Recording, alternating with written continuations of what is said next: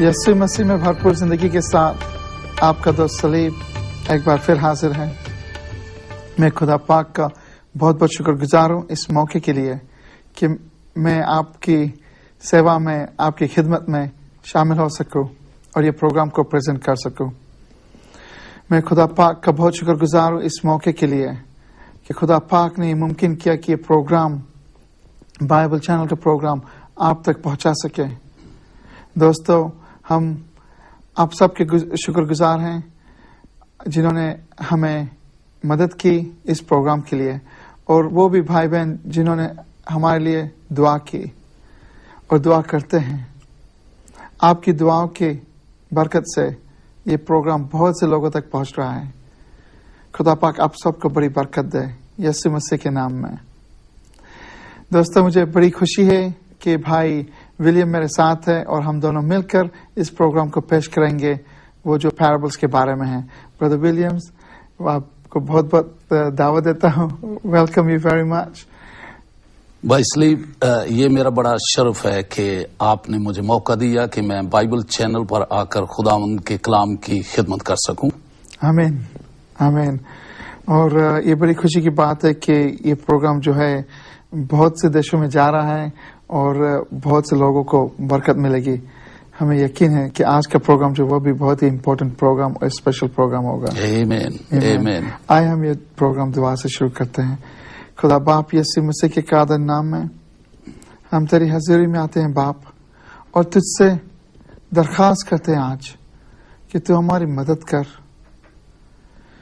तू सच्चा खुदा है, तू जिंदा खुदा है, तेरा कलाम सच्चा है, तेरा कलाम जिंदा है। आज रूह पाक के जरिए से खुदा पाक तू हमारी जिंदगी को छू ले, हर एक देखने वाले भाई बहन की जिंदगी को तू छू ले, और तो आज हमें कुछ खास बातें सिखा तेरे कलाम में से, यीशु मसीह के नाम में। आमीन, आमीन। ब्रदर, आज का टीचिंग क्या है, आप उसके बारे में बताएं। आज हम 10 अशरफियों की तमसील के बारे में सीखेंगे, और इसके लिए हमारे पास हवाला है लूका की अंजील और उसका 19वां बाब, उसकी 11वीं आयत से लेकर 27वीं आयत तक हम पढ़ेंगे। और पहले पोर्शन में हम 11वीं आयत से लेकर हम 14वीं आयत तक पढ़ेंगे जी। तो हम मिलकर इसको पढ़ेंगे। जब वो इन बातों को सुन रहे थे तो उसने एक तमसील भी कही, इसलिए कि यरूशलेम के नजदीक था और वो गुमान करते थे कि खुदा की बादशाही अभी जाहिर हुआ चाहती है। बस उसने कहा कि एक अमीर दूर दराज मुल्क को चला ताकि बादशाही हासिल करके फिर आए। उसने अपने नौकरों में से 10 को बुलाकर उन्हें 10 अशरफियां दी और उनसे कहा कि मेरे वापस आने तक लेन देन करना, लेकिन उसके शहर के आदमी उससे अदावत रखते थे और उसके पीछे एलचियों की जुबानी कहला भेजा कि हम नहीं चाहते कि ये हम पर बादशाही करे। अब इस जगह पर हम यहां तक ये सीखेंगे कि यीशु मसीह ने क्यों 10 अशरफियों की तमसील दी और क्यों कर उसने एक अमीर आदमी का जिक्र किया कि वो दूर दराज मुल्क को चला ताकि बादशाही हासिल करके फिर आए। तो यीशु मसीह अपने शागिर्दों के साथ वो यरू शहर के अंदर थे और उसके बाद उनका रुख जो था वो यरूशलेम की तरफ था, और यीशु मसीह की जिंदगी के ये आखिरी दिन थे, यानी एक आखिरी हफ्ता था। और यरूशलेम की तरफ जब वो रुख करके सफर करना शुरू कर रहे थे तो ऐसे मकाम पर पहुंचे जहां पर यरू के एरिया में अरखलाउस बादशाह का एक महल था, और उस महल को देखकर शागिर्दों के अंदर ये गुमान आया कि अब हम यरूशलेम की तरफ रुख कर रहे हैं। और जो ही उन्होंने अरखलाउस बादशाह का महल देखा, एकदम उनके दिल के अंदर ये गुमान आया, ये ख्याल आया कि ہمیں یہ بادشاہی اسی وقت یہ دے گا. تو یسوع مسیح دلوں اور خیالوں کو جانتے ہیں.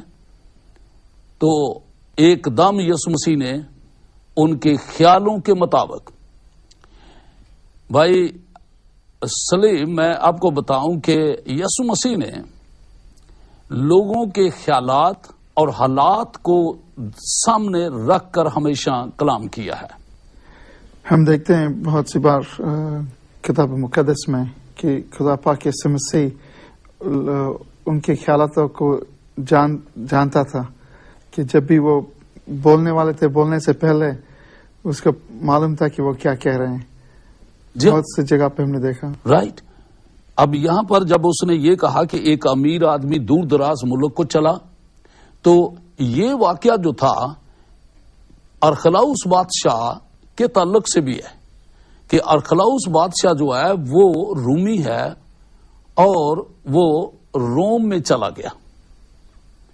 اور جب وہ روم میں چلا گیا تو اس کی مخالفت کرنے والے اپوزیشن میں جو لوگ تھے انہوں نے اس کے پیچھے ایک ڈیلیگیشن بھیجا اس پیغام کے ساتھ کہ ہم نہیں چاہتے کہ ارخلاؤس ہمارے اوپر بادشاہی کرے.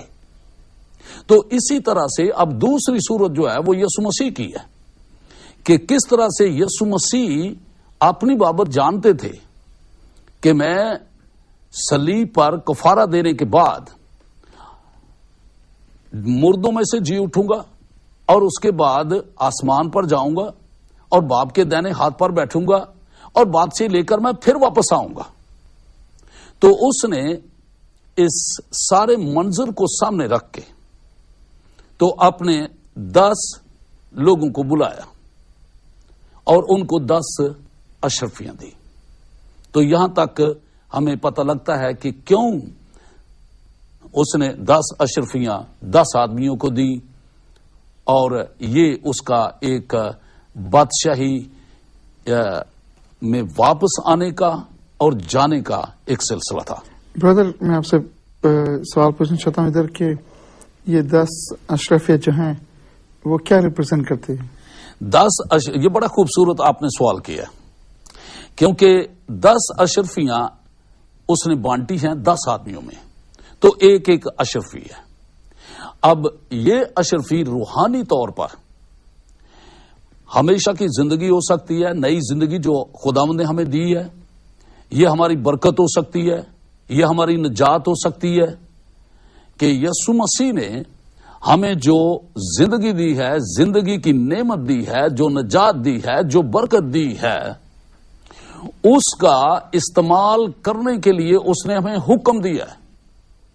تو گویا لائکا ارشاد اعظم اس نے دیا کہ بھئی یہ لو اور اس کا لین دین کرو اور اس کو استعمال کرو. اور اب لین دین کرنے سے مراد یہ ہے کہ اس کے ساتھ ہم نے اور اضافہ کرنا ہے، انکریز کرنا ہے اس نعمت کو، اس برکت کو، اس نجات کے ٹکڑے کو جو اس نے ہمیں دی ہوئی ہے. تو اس طرح سے یہ گویا ایک کیپیٹل ہے جو اس نے جانے سے پہلے ہمیں دیا. دوسری بات اس میں یہ آتی ہے کہ اشرفی سے مراد ہے کمپلیٹنس. اس کا مطلب ہے تکمیل.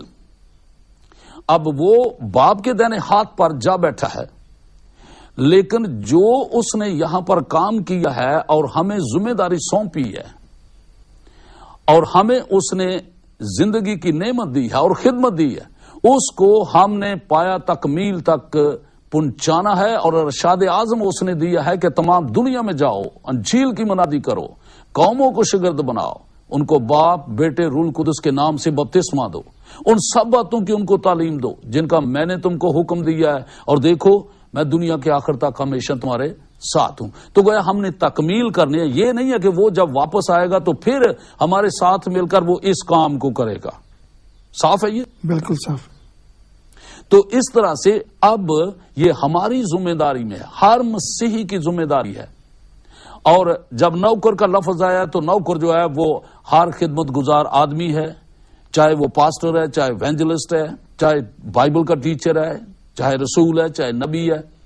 تو ہر خادم جو ہے وہ یہ ذمہ دار ہے کہ اس کے حکم کی تکمیل کرے، اور وہ جب آئے گا تو ہماری خدمت کے مطابق ہمارے ساتھ سلوک کرے گا۔ تو یہاں پر آگے ہم دیکھتے ہیں 15ویں آیت سے کہ یہاں لکھا ہے کہ جب وہ بادشاہی حاصل کر کے پھر آیا تو ایسا ہوا کہ ان نوکروں کو بلا بھیجا جن کو روپیہ دیا تھا، تاکہ معلوم کرے کہ انہوں نے لین دین سے کیا کیا کمایا۔ پہلے نے حاضر ہو کر کہا، اے خداوند، تیری اشرفی سے 10 اشرفیاں پیدا ہوئیں۔ اس نے اس سے کہا، اے اچھے نوکر، شاباش، اس لیے کہ تو نہایت تھوڑے میں دیانتدار نکلا، اب تو 10 شہروں پر اختیار رکھ۔ دوسرے نے آ کر کہا، اے خداوند، تیری اشرفی سے 5 اشرفیاں پیدا ہوئیں۔ اس نے اس سے بھی کہا کہ تو بھی 5 شہروں کا حاکم ہو۔ تیسرے نے آ کر کہا، اے خداوند، دیکھ تیری اشرفی یہ ہے جس کو میں نے رومال میں باندھ کر رکھا، کیونکہ میں جانتا تھا، میں تجھ سے ڈرتا تھا، اس لیے کہ تو سخت آدمی ہے، جو تو نے نہیں رکھا اسے اٹھا لیتا ہے، اور جو تو نے نہیں بویا اسے کاٹتا ہے۔ اس نے اس سے کہا، اے شریر نوکر، میں تجھ کو تیرے ہی منہ سے ملزم ٹھہراتا ہوں۔ تو مجھے جانتا تھا کہ سخت آدمی ہوں، اور میں نے تمہیں یہ اشرفی جو اس نے دی تھی تو اس نے کہا، جو میں نے نہیں رکھا اسے اٹھا لیتا، اور جو نہیں بویا اسے کاٹتا ہوں۔ پھر تو نے میرا روپیہ ساہوکار کے ہاں کیوں نہ رکھ دیا کہ میں آ کر اسے سود سمیت لے لیتا؟ اور اس نے ان سے کہا جو پاس کھڑے تھے کہ وہ اشرفی اس سے لے لو اور اس اشرفی والے کو دے دو۔ انہوں نے اس سے کہا، اے خداوند، اس کے پاس 10 اشرفیاں تو ہیں۔ لیکن اس نے کہا، میں تم سے کہتا ہوں کہ جس کے پاس ہے اس کو دیا جائے گا، اور جس کے پاس نہیں ہے اس سے وہ بھی لے لیا جائے گا جو اس کے پاس ہے۔ مگر میرے ان دشمنوں کو جنہوں نے نہ چاہا کہ میں ان پر بادشاہی کروں، یہاں لا کر میرے سامنے قتل کر دو۔ اب یہاں پر ہم یہ دیکھتے ہیں کہ کس طرح سے اس نے یہ کہا ہے کہ جب میں واپس آؤں گا تو پھر لین دین کا حساب کروں گا۔ تو اس نے ان تینوں نوکروں کو بلایا، جن کو اس نے بلایا ان سے حساب لیا کہ بھائی تو نے کیا کیا ہے؟ تو اس نے کہا، تیری 1 اشرفی سے میں نے 10 کمائے، تو 10 شہروں کا حاکم ہوگا۔ دوسرے سے پوچھا، تو نے کیا کیا ہے؟ تو اس نے کہا کہ میں نے 1 اشرفی کے ساتھ 5 کمائے ہیں۔ تو اس نے کہا، تو بھی 5 شہروں پر حاکم ہوگا۔ اب تیسرے کو بلایا تو اس نے کہا، تیری اشرفی یہ ہے۔ اس نے رومال میں باندھا ہوا تھا، اور اس نے کہا،